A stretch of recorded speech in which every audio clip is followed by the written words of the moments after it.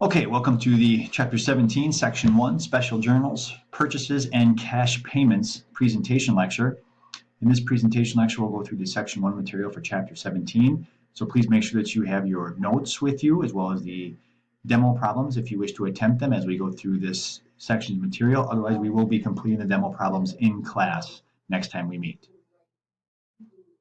All right, let's take a look at the purchases journal. In chapter 17, we'll be breaking it up into two sections. We'll talk about the purchases special journal and then also the cash payments special journal.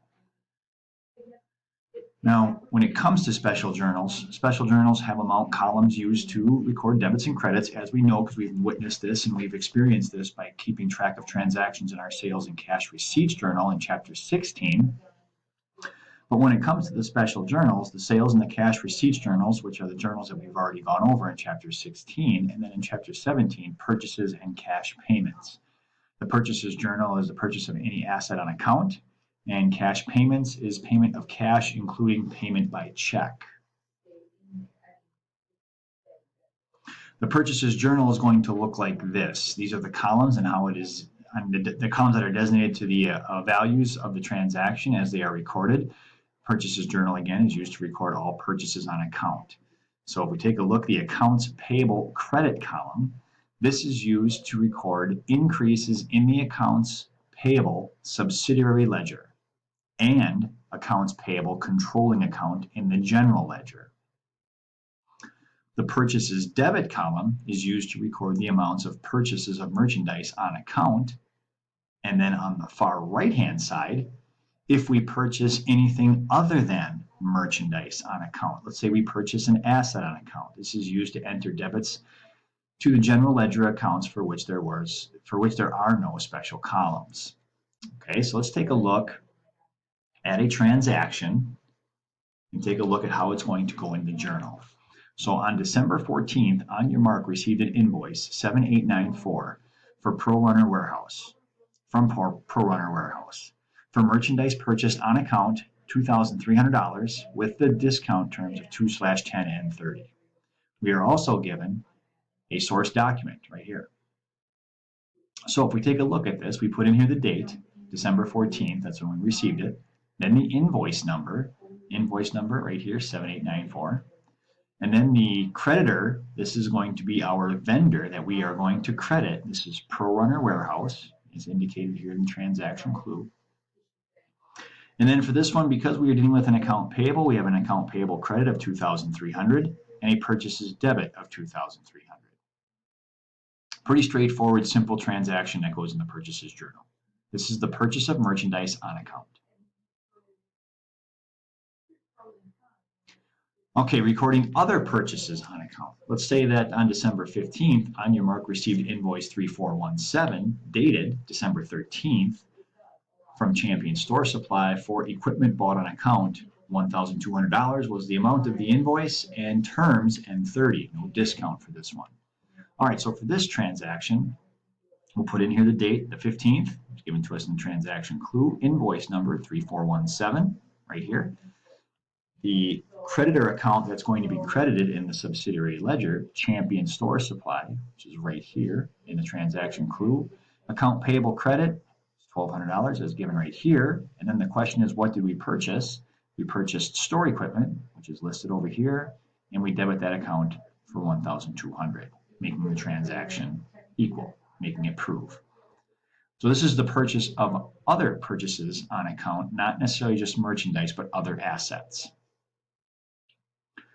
Now, demo problem 17.1 is going to take you through transacting 4 different examples of purchases that were made. Go ahead and give this a try. And when we come to class next time we meet, we will be going over this problem together as a class so that you are clear on how to transact these different transactions into the purchases journal. Now, just like in our previous chapter, chapter 16, there is a subsidiary ledger in which postings have to be posted to. In chapter 16, we posted to the accounts receivable subsidiary ledger, which is where we kept track of the balances that all of our customers owed us. Now, when it comes to the subsidiary ledger for accounts payable, those are going to be all of our vendors, and all of our vendors are going to be these are the these are the organizations in which we owe money to. These are our accounts payable. So if we were going to post the transaction that we just transacted on the 14th to Pro Runner Warehouse, this is what it would look like. We would first indicate the date, December 14th, the date in which the journal transaction was transacted. Then we are going to put in there the post reference, which means it's coming from Purchases Journal, page 12. Then how much do we credit the accounts payable account for? That's listed in the accounts payable credit column, making the new balance 2,300 because the previous balance was 0. So that is posting to the subsidiary ledger from the Purchases Journal.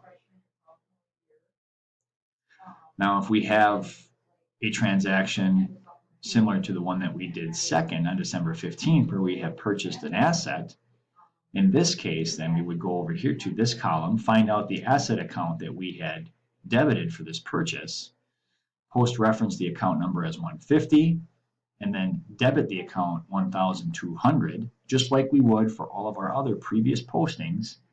Date, post reference purchases page 12, the amount of debit 1,200, and then the updated balance 1,200 plus 4,000 equals 5,200. Okay, demo problem 17.2 will take you through already transacted transactions in the Purchases Journal, in which case then you are going to go through and post them into the appropriate accounts. So go ahead and give this a try on your own. Otherwise, next time we meet in class, we will be working on this together. There's some more information regarding that demo problem. Otherwise, you do have it in Classroom. You can grab it there and download it and utilize that as information to complete the problem.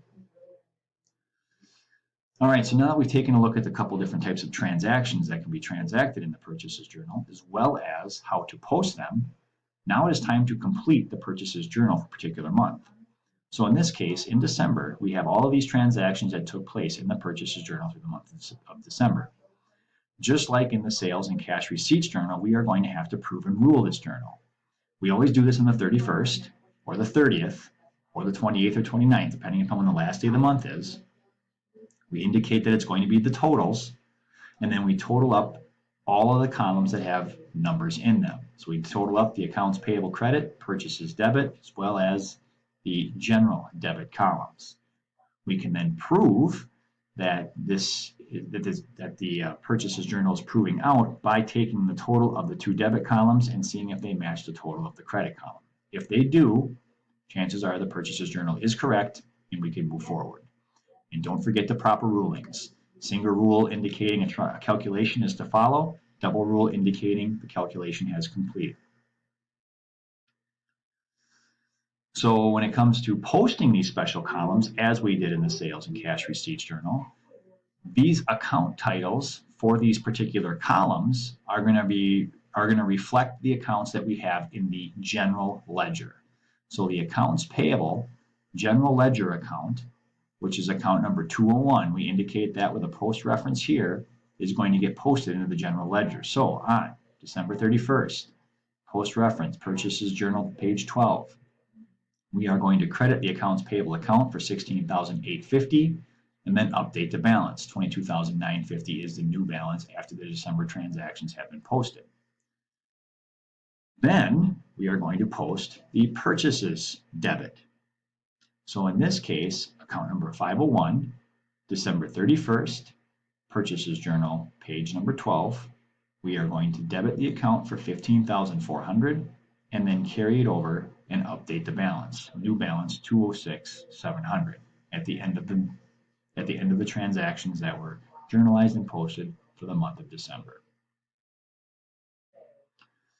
Demo problem 17.3 is going to take you through proving and ruling the Purchases Journal and then posting those column totals to the general ledger.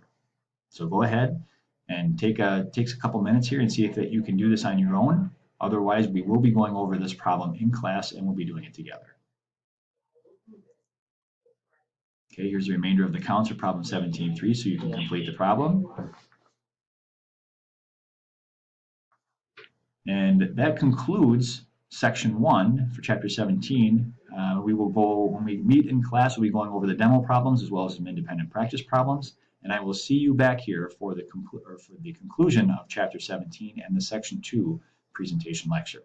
If need be, please make sure that you revisit the slides for Section 1 and get all the notes recorded in your notes so that you have them for study tools before you take the quiz.